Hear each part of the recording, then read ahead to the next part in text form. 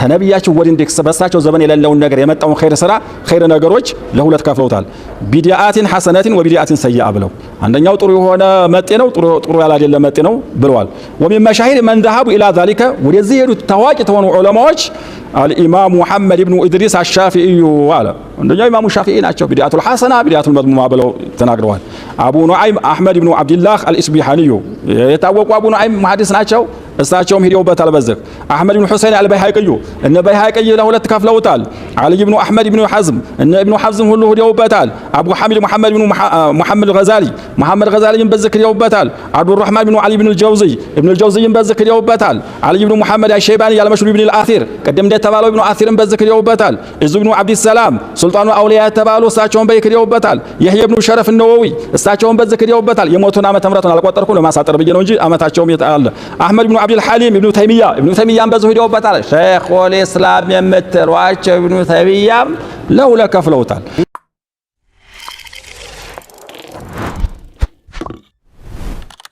ቢድዓን ለሁለት መክፈልን በተመለከተ በኒህ ሼክ ላይ ሁለተኛ ቪዲዮ እየሰራሁ ነው። እንደምትመለከቱት በዚህ ቪዲዮ ላይ ኢማሙ ሻፊዒ ቢድዓን ለሁለት ይከፍላሉ ብለው በተናገሩት ላይ ኢማሙ ሻፊዒ ቢድዓን ለሁለት እንደማይከፍሉ ከራሳቸው ከኢማሙ ሻፊዒ ንግግር ማስረጃን እያመጣን ተናግረናል። ኢማሙ ሻፊዒ ቢድዓን ለሁለት መክፈልን በተመለከተ የተናገሩት ንግግር በዲን ላይ ያለን ቢድዓ ነብዩ ሰለላሁ ዐለይሂ ወሰለም የከለከሉትን ሁሉም ቢድዓ ጥመት ነው ያሉበትን ሳይሆን ቢድዓ የሚለው ቃል ቋንቋዊ ይዘቱን ይዞ ሲመጣ ለሁለት እንደሚከፈል ያስቀመጡት የሆነ ንግግር ነው የሚለውን በሰፊው ተመልክተናል። ምንም አይነት ጭማሪ የሚያስፈልገው አይደለም። ማስረጃዎቹን መመልከት ማዳመጥ የፈለገ ይህንን ቪዲዮ ደግሞ ማዳመጥ ይችላል። ቢድዓን በተመለከተ ለሁለት ይከፈላል ብለው የተናገሩ ዑለሞችን ስም ዝርዝር በሚጠቅሱበት ጊዜ ከጠቀሷቸው ዑለሞች ውስጥ ዲን ላይ የሚፈጠሩ አዳዲስ ተግባራትን ቢድዓን ጥሩና መጥፎ ብሎ የከፈለ ይኖራል። ነገር ግን ከዚህ በተቃራኒ በቢድዓ ላይ ጠንካራ አቋም ያላቸው ቢድዓንም ሙብተዲዕንም ሲታገሉ የነበሩትን ሼኹል ኢስላም ኢብኑ ተይሚያን ሲጠቅሱ ስለሰማሁ የሼኹል ኢስላም ኢብኑ ተይሚያን ጉዳይ ትንሽ እናቆየውና አሁንም በድጋሜ ማወቅ ያለብን ነገር ቢድዓ የሚለው ቃል ፊ ዑርፍ ሸርዕ በሸሪዓ አገላለጽ ከሆነ ሁሉም መዝሙም ነው፣ የተወቀሰ የተወገዘ የሆነ ነገር መሆኑን ልናውቅ ይገባል። ኢብኑ ሐጀር አልአስቀላኒ ፈትሑል ባሪ ላይ እንደተናገሩት ቢድዓ ፊ ዑርፍ ሸርዕ መዝሙም ነው የተወቀሰ ነው ብለው ተናግረዋል። ይሄ ጥሩ ነው ይሄ ይሻላል የሚባል የለውም። በዲን ላይ የተከሰተ አዳዲስ ነገር በሙሉ መጥፎ ነው። ነገር ግን ቢኺላፍ ሉጋ በቋንቋው ተቃራኒ ብለው በቋንቋው ያጠቃቀሙ ቢድዓ ግን ጥሩና መጥፎ አለው የምንመለከተው ነገር ነው። በባለፈው ቪዲዮ ላይ ይህንንም አሳልፈናል። ታዲያ ይህንን አጠቃቀም በዚህ አይነት መልኩ የምናገኘው ከሆነ ዑለሞች ቢድዓ ለሁለት ይከፈላል ሲሉ የትኛው አገባብ ላይ ነው የተፈለገበት? እውነት ነብዩ ሰለላሁ ዐለይሂ ወሰለም አጥብቀው ሲከለክሉት የነበረውን በዲን ላይ አዳዲስ ነገር ማስገኘት የሚባለውን ይህንን ቢድዓ ነው የፈለጉት ወይስ ቋንቋዊ ይዘቱን ይዞ ሲመጣ ማንኛውም አዲስ ነገር የሚልን መልእክትን ይዞ ሲመጣ ጥሩና መጥፎ አለው የሚለውን ይህንን ቋንቋዊ ትርጉሙን የፈለጉበት የሚለውን ነገር ማጣራት ያስፈልጋል። ቀጥታ ለሁለት ይከፈላል የሚልን ይዘት ያለውን ንግግር ስንመለከት ወዲያውኑ ጠምዝዘን ወደኛ አቋም ማምጣት የለብንም። እዚህ ጋር ኢንሳፍነት ያስፈልጋል። ምናልባት ያ ኢማም ብላችሁ የምትከተሉት አካል በቢድዓ ላይ ጠንካራ አቋም ይኖረዋል። ያንን አቋሙን ግልጽ አድርጋችሁ መናገር ያስፈልጋል። አሻሚ ንግግሮች ስለተገኙ ብቻ ወዲያው ጠምዝዞ ወደ ራስ አቋም መውሰድ አግባብ አይደለም። ስለዚህ ሼኹ ከዘረዘሯቸው ውስጥ በዲን ላይ ያለን ቢድዓ ለሁለት እንደሚከፈል የተናገሩ ይኖራሉ። ነገር ግን ከነዛ ተርታ ሊመደብ የማይችል ሙብተዲዕንም ቢድዓንም በቻለው አቅም ሲታገል የነበረን አካል አስገብታችኋል። እነሱም ውስጥ ለምሳሌ ሼኹል ኢስላም ኢብኑ ተይሚያ ናቸው።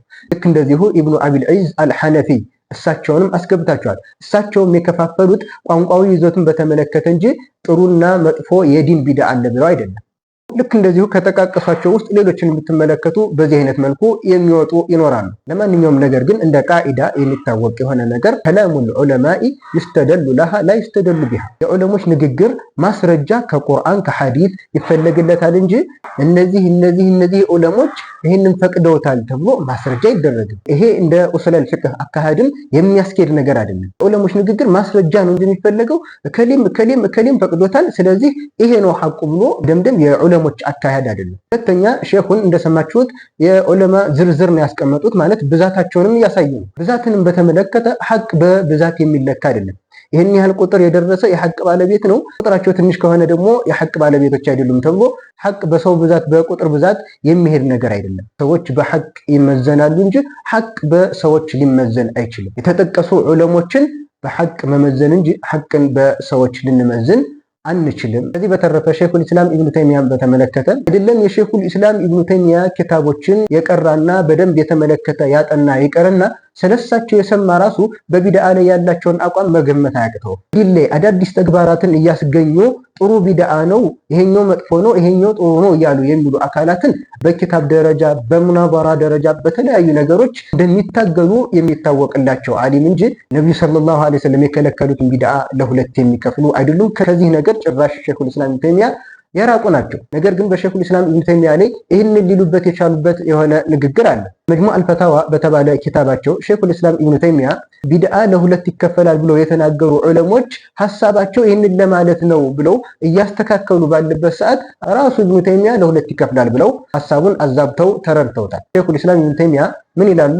ወመን ቃለ ፊ ባዕድ ልቢድዕ ኢነሃ ቢድዓቱን ሐሰና ፈኢነማ ዛሊከ ኢዛ ቃመ ደሊሉን ሸርዒይ አነሃ ሙስተሐባ ፈአማ ማ ለይሰ ቢሙስተሐብን ወላ ዋጅብን ፈላ የቁሉ አሐዱ ሚነል ሙስሊሚን ኢነሃ ሚነል ሐሰናት አለቲ ተቀረቡ ቢሃ ኢለላህ። በከፊል ቢድዓዎች ላይ ቢድዓቱን ሐሰና ብለው የተናገሩትማ ሙስተሐብ ወይም ዋጅብ ለመሆኑ ሸሪዓዊ ማስረጃ የቆመበትን ነው ብለው ይናገራሉ። ነገር ግን ያ ቢድዓ ሙስተሐብም አይደለም ዋጅብም አይደለም፣ ይህንን ከሙስሊሞች ጥሩ ቢድዓ ነው፣ ቢድዓቱን ሐሰና ነው፣ ወደ አላህ ልንቃረብበት ይገባል ብሎ የሚል የለም ብለው ይናገራሉ። ይህንን የሸይኹል ኢስላም ኢብኑ ተይሚያ ንግግር በደንብ ቆም ብላችሁ ስታስተውሉት እየተናገረ ያለው በከፊል ቢድዓዎች ላይ ቢድዓቱን ሐሰና ቢድዓቱን ሰይአ ብለው ለሁለት የከፈሉ ሰዎች የፈለጉበት እያለ እየተናገረ ነው ያለው። ከንግግሩ መጀመሪያ ላይ ተመልከቱ። ምንድነው ያለው? ወመን ቃለ ያለ ሰው ብሎ ነው የተናገረ።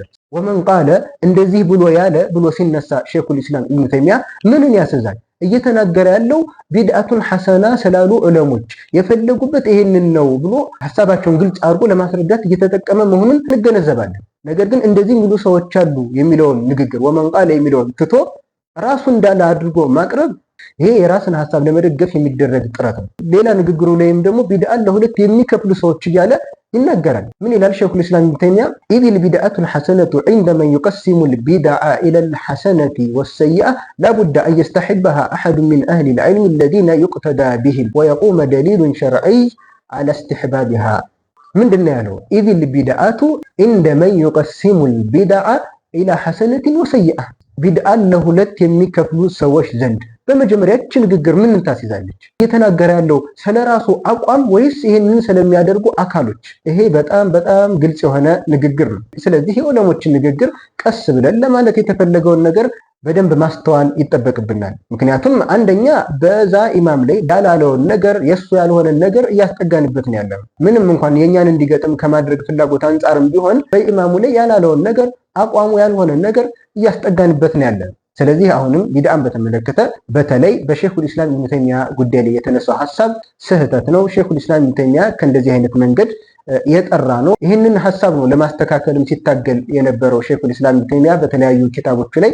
ከሁሉም በላይ አሁንም ያቺ የነብዩ ሰለላሁ ዐለይሂ ወሰለም ንግግር ሐቅን ለሚፈልግ አካል በቂና በቂው ናት። ነብዩ ሰለላሁ ዐለይሂ ወሰለም ኩል ምትንን ሚን አልፋዚል ዑሙም የሆነችን ቃል ተጠቅመው ኩሉ ቢድዓቲን ضላላ ሁሉም ቢድዓ ጥመት ነው ብለው ተናግረዋል።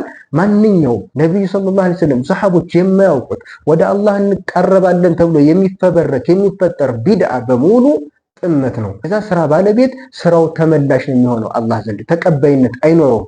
አሁንም በነብዩ ንግግር መን አሚለ አመለን ስራን የሰራ ለይሰ ዐለይሂ አምሩና የኛ ትዕዛዝ የሌለበትን ስራ የሰራ فهو ረድ ስራው ተመላሽ ነው፣ غير መቅቡል ማለት ነው፣ ተቀባይነት የለውም ማለት ነው። ስለዚህ ወደ ዲኑ ልናስጠጋ ዘንድ ምን ያስፈልገናል?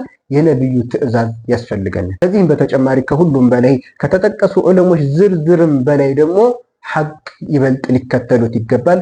ወልሐቁ አሐቁ አን ይተበዐ። ወሰላሙ ዐለይኩም ወረሕመቱላሂ ወበረካቱሁ።